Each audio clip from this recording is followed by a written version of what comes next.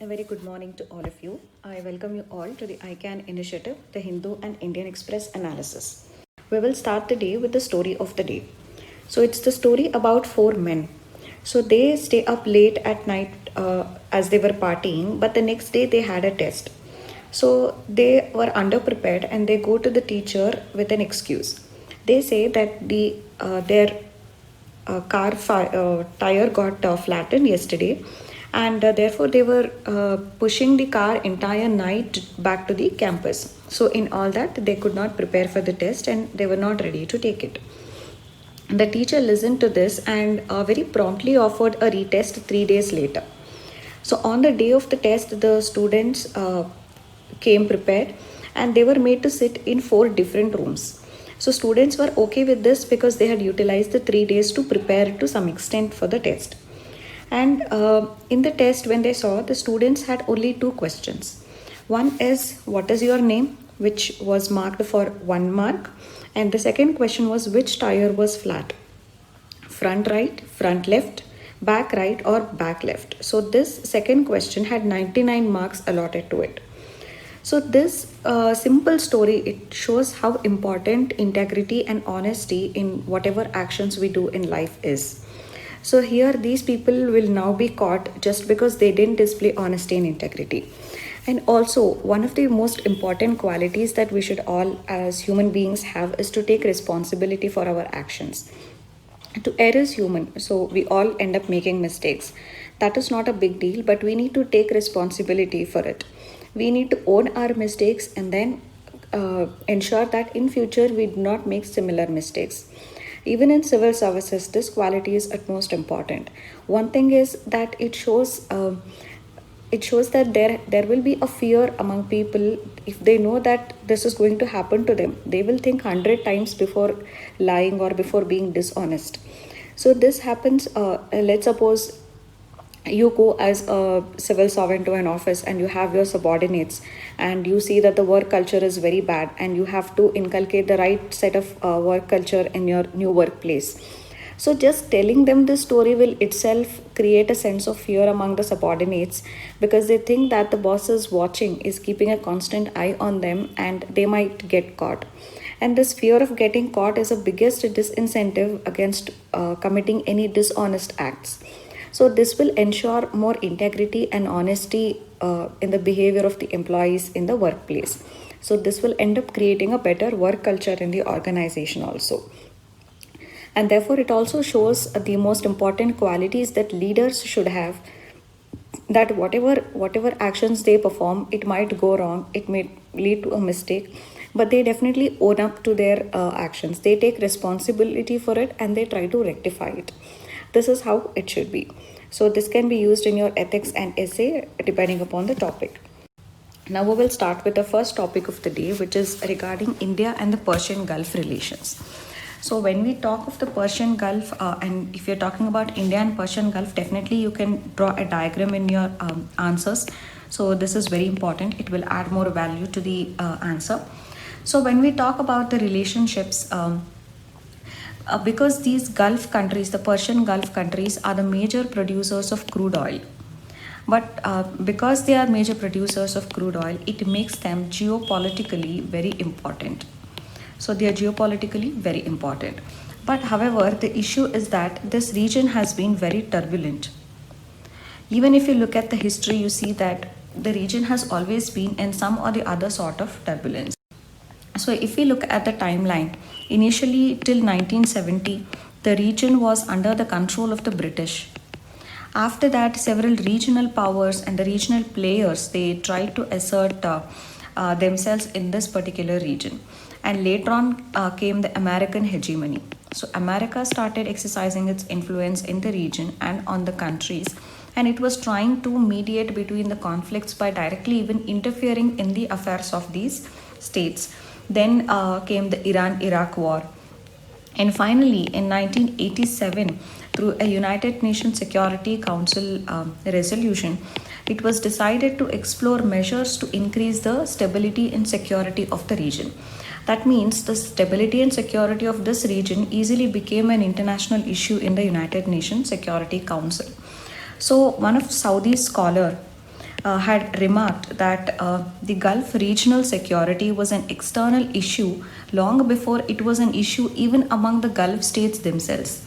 So it shows that even when the Gulf states were themselves had not yet recognized these issues and rivalries, it had become an international issue and an external issue, with the United States and other countries dictating the policies from outside through institutions like UNSC. So, in this regard, we will need a framework when it comes to the relations in the Gulf countries. So, what is that framework which we need to aim for? So, this framework should comprise of at least 4 components. The first thing is that the main focus should be on the peace and stability in the littoral states in the Persian Gulf region. So, the primary focus should be on the peace and stability in the region. Second is that as these states are very rich in natural resources, especially crude oil, they must have the freedom to exploit the natural resources and also even export them. So, freedom to exploit natural resources and even export them. The third important aspect of the framework should be the freedom of commercial ships. So, there must be no one country which is having its grip on the Persian Gulf. Rather, the entire region should have the enjoy the freedom of commercial shipping so that they can also export their natural resources. The fourth important component is the freedom to access to the Gulf waters through the Strait of Hormuz. So, Strait of Hormuz is a very important choke point. So, that has to be free, and access to it must also be free for all the Gulf states. So, this should be the basic framework that should guide the Gulf countries in the future. But even with this framework, the question remains whether this framework should be self sustaining, that is, whether the Gulf countries should come and reach this framework among themselves, or should there be an external guarantee? And if there has to be an external guarantee, what are the parameters of these external guarantees? So, when we see that in the current status, what has been the status in the Gulf region? So, there is the Gulf Cooperation Council, which is weakening, and then there is the oil producing and exporting countries OPEC, which is again now not able to control the production and the pricing of the oil by various countries that form part of the OPEC. So it was formed as a cartel to control the production of the oil so that there is no glut in the oil crude market, and therefore the prices don't fall below a particular level. But now countries in the Gulf region, Saudi, and even outside of the region like Russia, they do not want to reduce their oil production even when the prices are falling. So OPEC is also a failure. Similarly, if you look at the Iran deal, the P5+1 deal with Iran has also been broken now by the United States. So now there is more development in the nuclear field in Iran also. So that again has become a threat to the regional stability. What if Iran develops some nuclear weapons and enrich the uranium to the weapon grade one? So that is another issue. And if you look at Saudi Arabia, because of the oil price meltdown and also because of COVID, there is a recession in the economy, there are job losses. So the Saudi has now been weakening. Saudi Arabia is now weakening. And other crises that are facing this region is definitely the oil price meltdown and the COVID crisis. Because of the COVID crisis, there is a recession in the countries in the region, and there is job losses. So all of these are the expresses the current status in these Gulf countries. So in this regard, what will be the impact on India and its relations with the Gulf states when this is the current status? So the first thing is that we have a bilateral trade with the Gulf countries, which amounts to nearly $121 billion. So this is our bilateral trade. So this shows the economic importance of the region to India, and this trade relations must continue to be protected. Second is the remittances. So India gets a remittance of nearly $49 billion from the Gulf region. This again shows how much important the region is. Remittances are a very important factor in bolstering our forex reserves and enabling us to balance our current account deficit. So remittances is another important thing, and these remittances are coming from whom? It is coming from the Indian workforce who are working in the Gulf regions. So the presence of Indian diaspora in the Gulf region, which is nearly 9 million, is very huge, and this again shows the importance of the Gulf region to India. And then when it comes to the crude imports, so India is dependent on crude imports on this region. So the from the GCC itself, the crude imports that India gets is nearly 34% of our total imports. So among this, you have some very notable cooperations that are going on. For instance, a $44 billion investment that is happening in the Ratnagiri oil refinery. So in this, both Saudi Arabia and also the United Arab Emirates, UAE, are partners in this Ratnagiri oil refinery. So that is one thing. And second thing is Saudi Aramco is about to take a stake of 20% in the Reliance Oil section. So that is also there. So this shows the important cooperations that we have when it comes to the crude imports. So, and however, if you look at the other side of the relations again, there have also been few negatives. For instance, the relation with Iran. Our relations with Iran have gotten complex because of the United States pressure. So USA, because of USA's pressure, we had also stopped crude oil imports from Iran in the past. So all of that has complicated our relationship with the Gulf countries because of some third partners. That is again very important. But in the future, what should India's interests in the region be like? So India's interest should be based on mainly three aspects. One is there has to be peace and regional stability. That is the main focus. Second is there has to be freedom of navigation in the Gulf waters. And third is access to market. So when I'd say access to market, this market could be for the trade, for technology, or for the manpower resources. So India needs it needs to look for three important things: peace and stability in the region, freedom of navigation in the Gulf waters, and access to the market. And in the market, it could be for trade, for technology, and for manpower resources. So this is a way forward in general for India. So now we move on to the next topic, which is the role of private sector in the healthcare. So as far as this is concerned, there are four broad areas where the in the healthcare sector, the private sector can contribute. So this is particularly speaking from the context of COVID, but even otherwise it will apply in general. So one is testing, and next is hospitalization. Third is biomedical equipment, and fourth is a central intelligence system. So these are the four broad areas where the private sector cooperation in the healthcare can be sought out. So in this case, first of all, why this is important is that under this Atmanirbhar Bharat Abhiyan and the various measures that have been taken to tackle the COVID crisis, a 2.1 lakh crore package has been now announced. So this is an opportune time where we can have some structural changes when it comes to the health sector. So in this regard, we will see how private sector can cooperate with the public sector in these four main domains.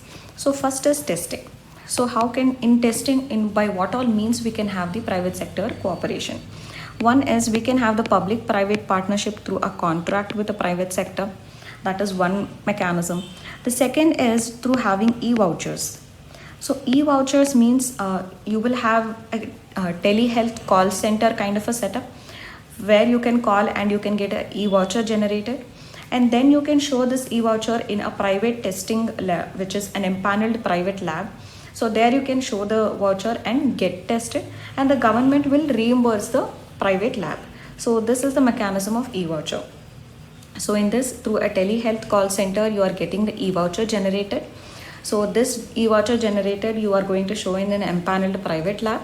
The lab is going to test you for free, and government is going to reimburse the private lab. So this is the mechanism of e-vouchers. So that can be done, or even a mobile sample collection and testing facility can be operated by a private entity. So a mobile sample collection and testing facility can also be run by the private sector. So these are the various methods by which the private sector can be roped in as far as the testing is considered. Next, we come to hospitalization. In hospitalization, first of all, we need to have more hospitals, particularly in the tier 2 and tier 3 cities. So, for this, a viability gap funding approach could be used, where the private sector could be asked to set up hospitals in tier 2, tier 3 cities, and for that purpose, the government can give the private sector viability gap funding. The next thing is that in the government hospitals, more often than not, there is a staff shortage.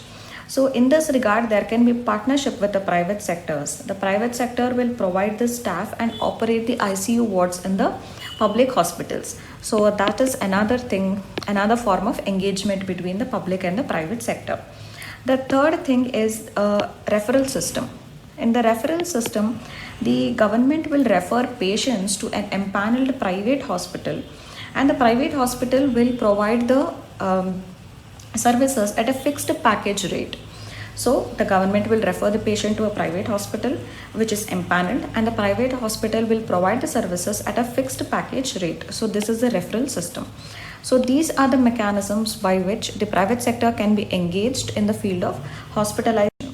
So next is we come to equipment. So in the equipment, for manufacturing of the equipments, the private sector will need to have licenses. So this process of licensing has to be more smooth, less cumbersome, and it should be more quicker and easy to apply and get. So the licensing system should be bettered and more smoothened. The second thing is for manufacturing the biomedical equipments, definitely the private sector will need access to quick access to credit. So this access to credit, this support can be provided by the government by enabling a quick access to credit for the private sector when it comes to manufacturing of biomedical equipment. Third is the buyback guarantees. So buyback guarantees are very important, because if the private sector is manufacturing some biomedical equipments, who are going to buy it tomorrow? So the government should promise that this much quantity of equipment manufactured by you, I am going to buy in future.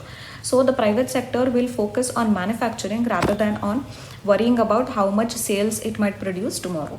So buyback guarantees is another important support that the government can give in engaging the private sector in this field. The next important, the fourth aspect is in the central intelligence system. So whether it is identification of the case or if it is contact tracing, so and now telehealth and e-health services are increasing, and already India is a global leader in the information technology and services. So this has to be used, and this knowledge of the private sector in the field of IT has to be used to form an intelligent system regarding the patients, the database, contact tracing. All of this can be now formed in the digital world with the help of the expertise of the private sector. So this is how the private sector can play a role in the central intelligence system through a public-private partnership. So this whole article was about how the private sector can participate in the with the public sector in the field of health. So if you it is very common to get a question that the health challenges are increasing. So in this context, the private partnership with the public in providing healthcare services is being suggested. So what are your views on that, and how can this be done? So in this regard, you can use this classification to explain how the private sector can be involved. So next is regarding sustainable urbanization. So first of all, we need to understand why sustainable urbanization is even important in the first place. So if you talk of the status, the United Nations has projected that by 2030, 28% of the world population are going to be in dense and congested areas. So this shows that the urban infrastructure is going to be choked, and there is going to be a lot of congestion and pollution, and there will be jostling around. There will be very small spaces and with the choked infrastructure. So if you look at the population densities, so several of these urban areas are highly dense when it comes to population, and this has increased even enormously. For instance, in Dharavi slum in Mumbai, it has a population density of 3.75 lakh persons per square kilometer, and this is just mind-boggling. So too much of population density means that these urban areas are going to be extremely congested and a lot of pollution will be there. So this is precisely, and it provides a conducive environment for these infectious diseases to spread also. So it is because of these reasons that we are talking about sustainable development. And sustainable urbanization is also important from the point of view of the quality of life in these cities. So if we're talking about high density cities, what will be its impact on people? For example, in Mumbai, every Mumbaiker will daily spend nearly 95 minutes by in commuting between home and office. This is a colossal waste of time. If this much of time is left, we can spend it with our friends and family, and that will be a good amount of relaxation and a satisfying life for us. So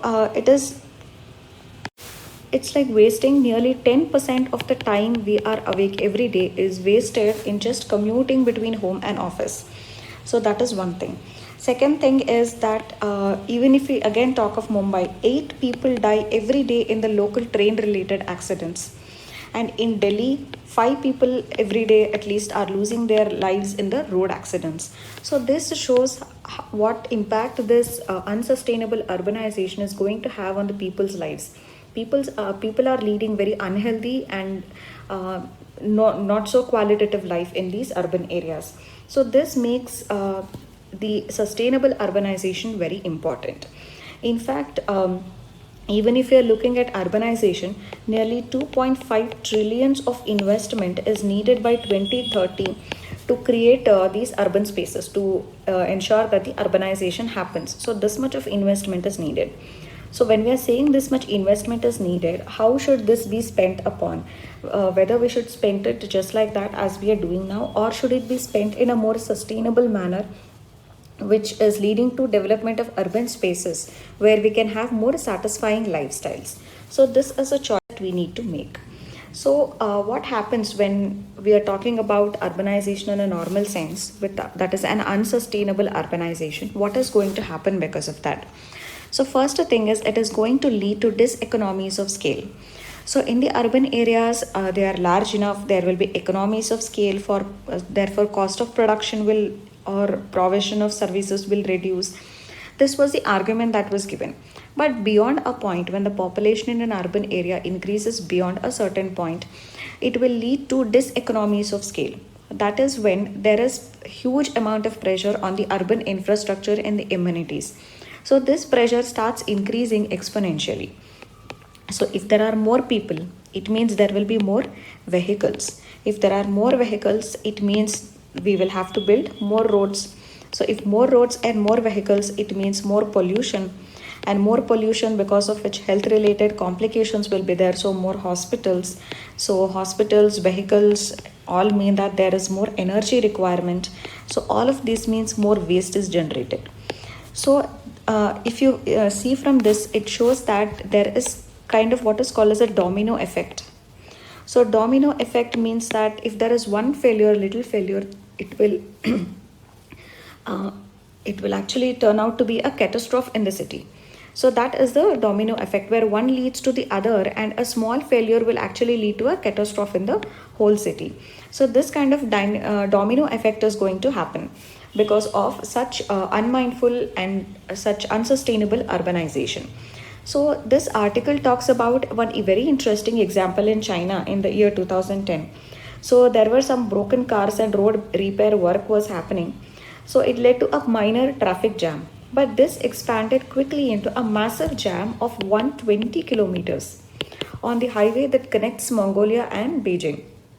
So the car drivers were nowhere to go, and they were in their cars, they were stuck in this jam for over 12 days.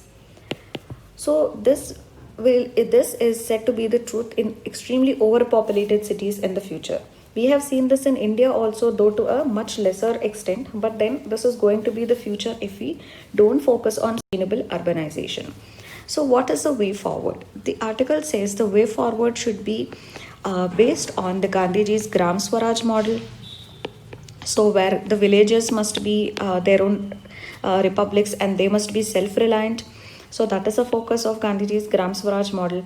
Next is Abdul Kalam's model of Pura, where providing urban amenities in the rural areas itself. So there is no distress migration from the rural areas to urban areas in search of employment opportunities. Or it could be the Nanaji Deshmukh's idea of self-reliant village development. So all of these require more fresh and a focused attention at this point of time after these pandemics. So if we look at the strength of the villages in India, so there are over 6 lakh villages in India. So when we have so much of villages, these can provide an opportunity for us to experiment with an alternative model of development where agriculture, industry, and service sector go hand in hand in a sustainable way in these rural areas. So this will minimize our carbon footprint, and also it will reduce the social disruption. Why social disruption? Because all these days people from the rural areas were migrating to urban areas in search of job or good educational opportunities. So due to this, the families in the rural areas were getting disrupted. They were getting broken because the male members used to migrate to urban areas while the female members would remain in the rural areas. So this led to social disruption. But if we are creating a self-reliant rural India, we will not only be reducing the carbon footprint, but we will also be tackling the social disruption, because now jobs will go to the people in the rural areas, and people in the rural areas don't have to come to cities in search of jobs. So this was about sustainable urbanization. We will go to the next topic, which is related to the GST issues. So when the GST has now been formulated, the states are facing several issues when it comes to GST. The first important issue is that there is revenue shortfall for the states. So why has there been a revenue shortfall? Because when GST was formulated, several of the states' taxes like the entry tax, the purchase tax, all of these were subsumed under the GST. So in that way, the states have compromised or lost their tax kitty.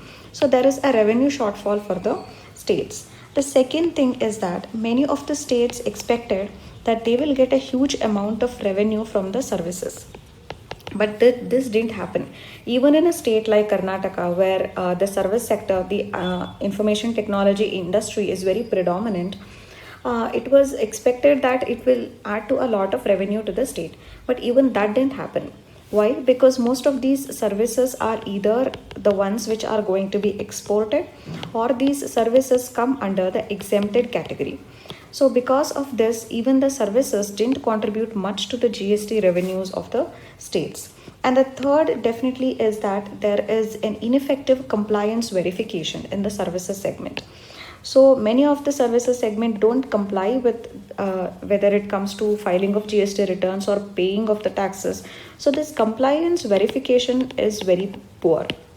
So because of this, many people who have not complied with the GST law, who have not filed their returns, who have not paid their taxes, whether their compliance is not being verified. So this is another reason why the states are facing these issues. So in regard, some steps are suggested in the article which can be taken. The first important step is the capacity building. So capacity building means we need to build the administrative capacities, particularly in services taxation. So that means what? We must integrate in the training programs. While the officers are being trained, they must know what are all the principles of services taxation, and they must know the principles of audit and how the financial documents of various companies should be viewed to see if they are complying with the provisions of GST or not. So this basic training in the principles of service taxation and the principles of audit, and how to look at the financial documents to be able to detect whether they are complying with the provisions of the act or not. So this basic training is very much important, and now this itself is lacking. So this is the first thing which needs to be done. Second thing is, even when we are talking about the services sector, service includes a lot of many things. It is health, it is education, it's information technology, transportation, so many things come under services. So we can create a subject matter specialists in the services. So this role of specialists will again help us in tackling the uniqueness of each of these services sector, so that the specialists are able to understand how these service providers are operating and whether they are complying or not. So role of specialists become very important here. And the third measure that has been given in the article is that there has to be a functional reorganization of the commercial tax department at the state level. So the commercial tax department at the state level has been performing poorly. The collections have fallen, and also the when it comes to the capacity of the officials, again there is a problem. So there has to be a functional reorganization of the commercial tax department in the states. So how to enable the commercial tax department? For this, there has to be a cooperation between the uh, central and between the state officers. So the central and the state officers must cooperate, and that must help in reorganizing the commercial tax department in the state level. And for even for instance, the CBIC, Central Board of Indirect Taxes and Customs. So even the CBIC was handling earlier this audit function. So it has to give that experience and share that experience with the commercial tax department now. And for this, the center and the state officials must come together. And for this to happen, we can have an institutional arrangement, something called as a GST secretariat. So this secretariat will comprise of the senior officers from both the center and the states, and they can exchange the knowledge, and this will empower the commercial tax department in the states. So these are the important steps that have been mentioned in the article. So now next is related to the pharmaceutical sector. So in this article was mainly about why funding of the pharmaceutical sector is very important, or the pharma research and development. So the funding of the research and development, why is it important? So firstly, let's look at some data. So the global market for the pharmaceutical industry has been 110 lakh crore currently. So out of this 110 lakh crore, 60 lakh crore. So the 60 lakh crore is because of the brand name products which are being sold, and these brand name products are under the patent. So out of the 110 lakh crore of market of the pharma industry, 60 lakh crore is because of the sale of patented drugs itself. So this shows that how patented drugs are the ones which are mostly sold by the pharmaceutical industry, and they form the bulk of the sales. But there are several issues regarding this. See, the thing is that the pharmaceutical industries, they usually keep a very huge charge or a big markup on the drugs, because they feel that they have to do a lot of expenditure in the initial stages.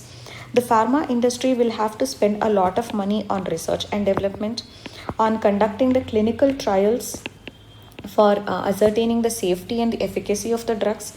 And the third is that their capital is also tied up for a very long period of time, during which all these things happen. These things are not going to happen in a day or two. The research and development, the clinical trials, and proving the efficacy of the drugs, these are all going to take a long period of time. So during that time, their capital is tied up. And the fourth thing is that even after all these research, it is possible that in the midway, progress on a particular drug will have to be given up, because it is proven that it is not safe or it is not effective. So there is also a cost involved in the research efforts which fail to give any results. So those failures also include some costs which they will have to bear. So these are the various costs that are involved in the biopharma industry. So because of this, they have a tendency to price the drugs very heavy, so that they can recoup all these costs and also make huge profits. So it is in this context that why it becomes very important to fund the research and development in the pharma industry. So in this regard, the first reason that is given is, usually these pharma industries, they start innovating and start their research in those diseases which are very common, and for which the drugs sold will be more. But usually some of the diseases get extremely neglected. So one of this, for example, is the neglected tropical disease. So this is killing more than 1 billion people, but only 0.35% of India's pharmaceutical industry's research and development is going in for neglected tropical diseases. Similarly, when we come to tuberculosis and malaria, it is killing more than 1.7 million people each annually. But still, the research and development spending on TB and malaria is just 0.12% of the total R&D spending. So this shows that some of those diseases which usually affect the poor, and the poor are not able to afford it. So such diseases are completely neglected, and there is no innovation or there is no research in these diseases that even start to take place in the pharma industry. So in order to ensure that such diseases don't end up killing a lot of people, particularly the vulnerable ones, it's important for some amount of public funding for the pharma R&D. The second thing is that even when the drugs are formed by these pharma industries, they are patented, and patented drugs are very expensive, and most of the Indians cannot afford it. So it is said that WHO has given a data that 67% of the health expenditure of a person is just out of pocket expenditure. So, and given that these patented drugs are extremely expensive, then the poor people cannot even afford these drugs, even when they are innovated, even when they are researched by the pharma industry, and even when the drugs are being sold. They cannot afford. In the first case, the drugs are not even made because these diseases itself are not, they do not catch the eye of the pharma industry. The third reason is that whenever any pharmaceutical product is produced, this does not always correlate with a therapeutic value. So if you see that there are several drugs out in the market, and many of them are even very expensive, but even when they are consumed, they do not have a therapeutic value. So there are many drugs that don't even benefit, and they are rather duplicate drugs. So this chances of such things happening is also very high in the pharma industry. They just release duplicate versions of the same drug at more costs, and people end up buying it, and they don't even have any therapeutic value.